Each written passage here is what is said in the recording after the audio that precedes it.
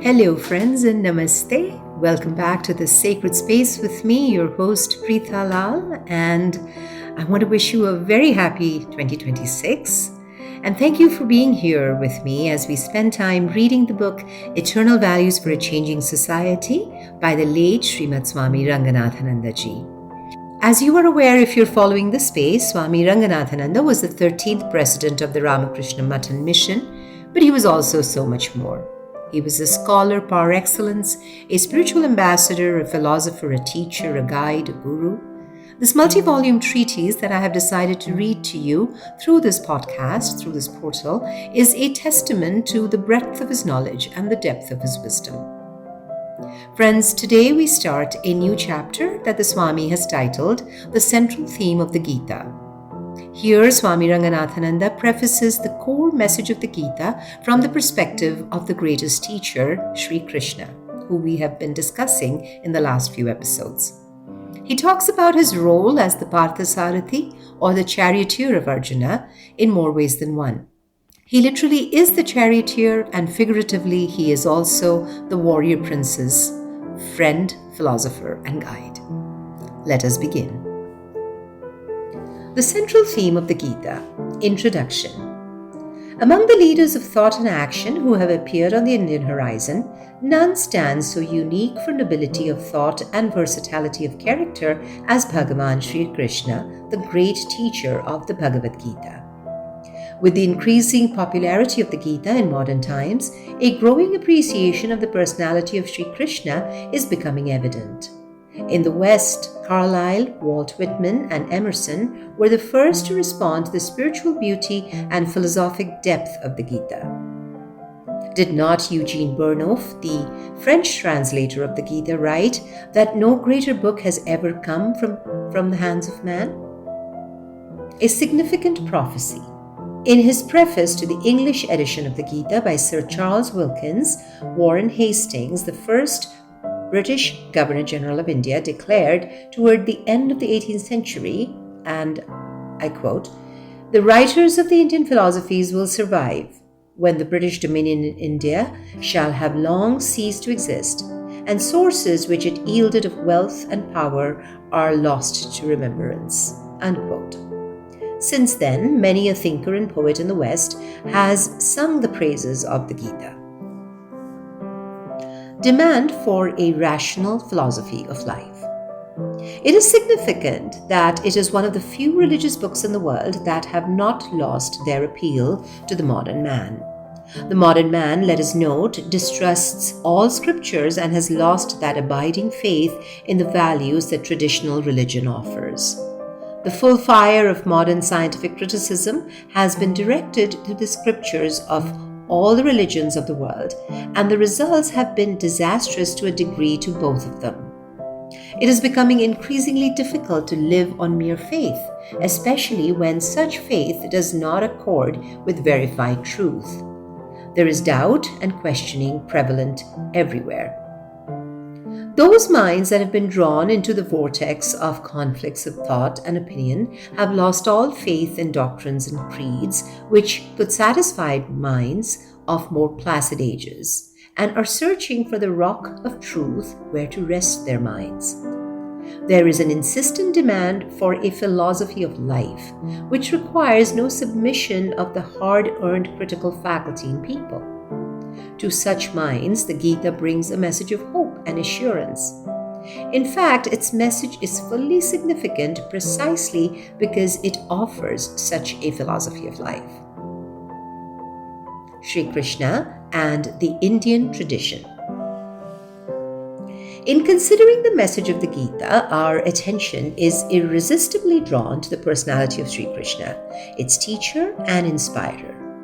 Among the galaxy of thinkers and leaders that India has produced in the past, to whose invaluable contributions Indian culture owes its distinctive character and uniqueness, the personality of Sri Krishna stands supreme. Hence, it is that the Hindus look upon him as a full incarnation of the Supreme Being. This is the greatest honor that can be rendered to any individual who stands head and shoulders above common humanity. Indian genius understood this. It exalted the greatest of its spiritual and cultural leaders to the position of incarnations of God.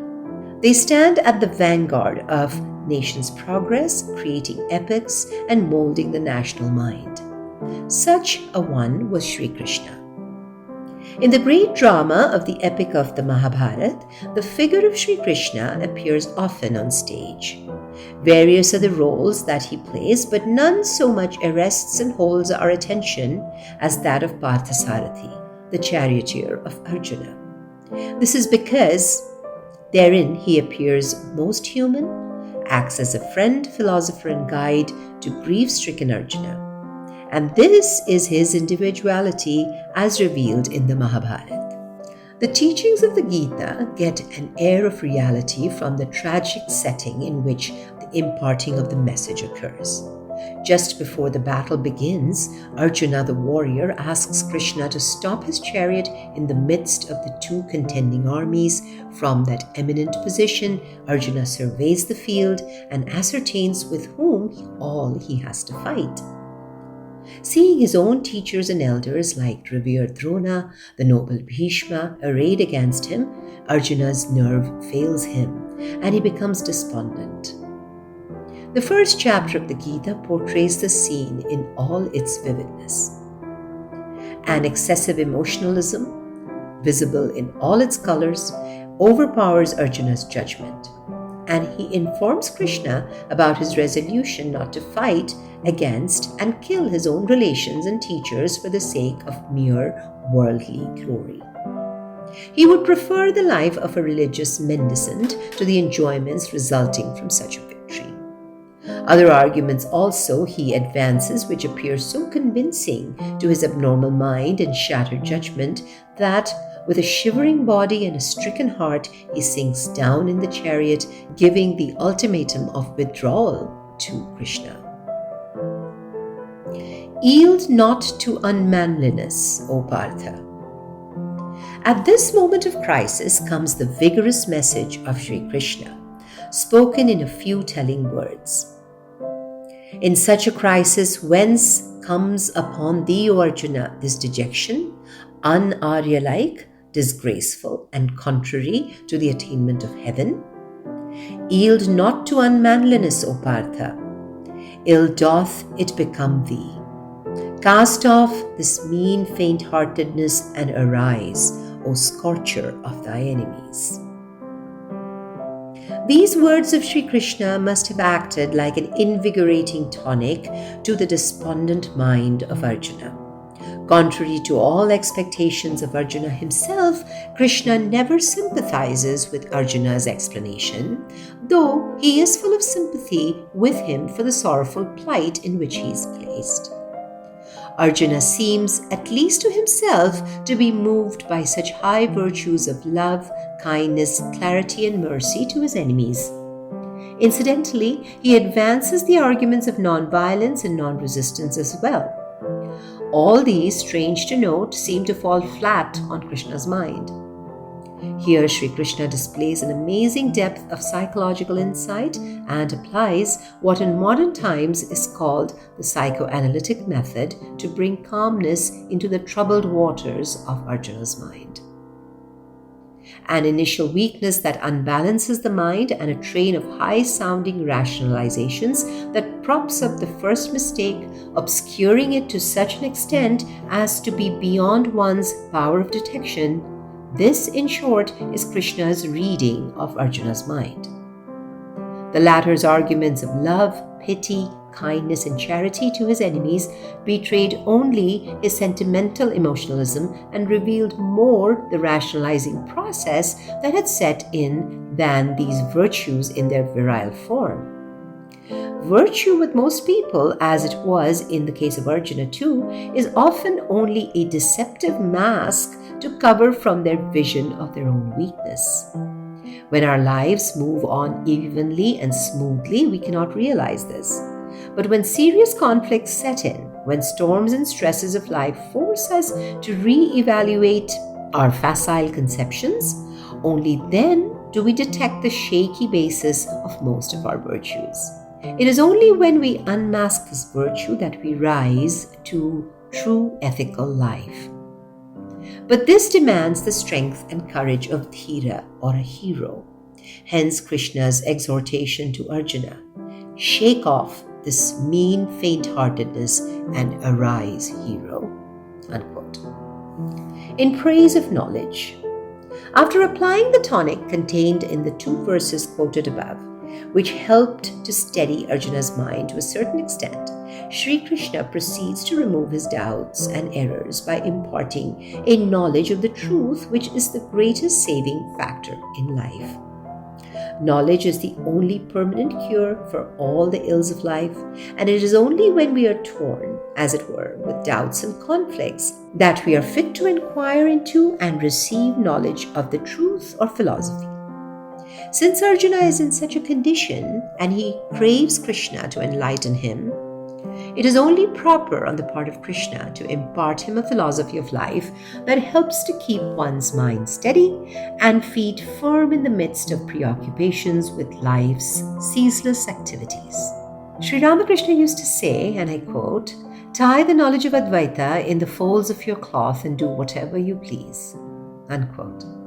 Sri Krishna does precisely the same. Life at every step raises problems, and it is the business of philosophy to find solutions to them.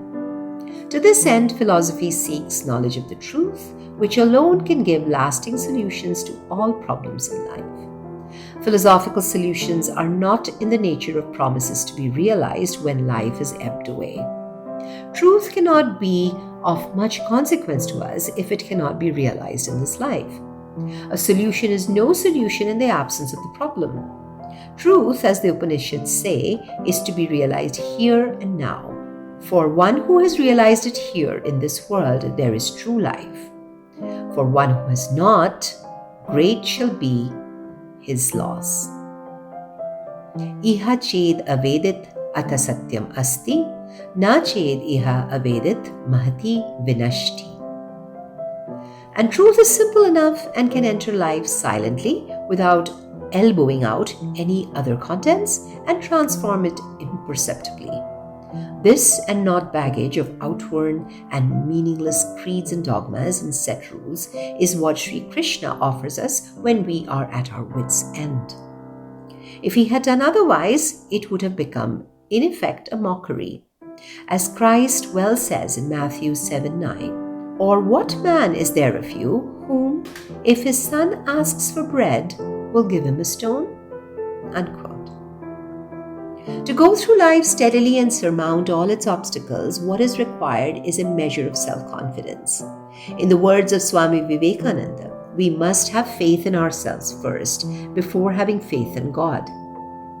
The knowledge of the Atman, which is true nature, is the basis of all manly endeavor and achievements.